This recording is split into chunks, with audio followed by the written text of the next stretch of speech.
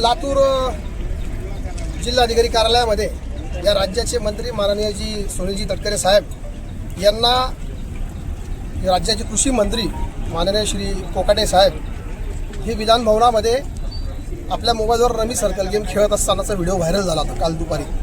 आणि त्याच अनुषंगाने अखिल भारतीय छावा संघटनेचे प्रदेशाध्यक्ष आमचे नेते आदरणीय विजयजी घाडगे पाटील साहेब हे त्यांना अत्यंत शांततेच्या मार्गाने सुनील तटकरे मंत्री साहेबांना निवेदन आपल्या कार्यकर्त्यांसहित द्यायला गेले होते.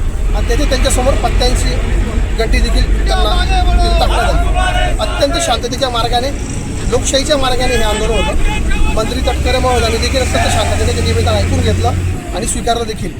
पण त्यानंतर जेव्हा ते बाहेर प्रेस कॉन्फरन्स आमच्या पत्रकार बांधवांशी जेव्हा चर्चा करत होते की आंदोलन कशासाठी, तर त्या आंदोलनाची पूर्ण माहिती देत असतानाच राष्ट्रवादीचा तिथला असलेला पदाधिकारी सुरेश चव्हाण आणि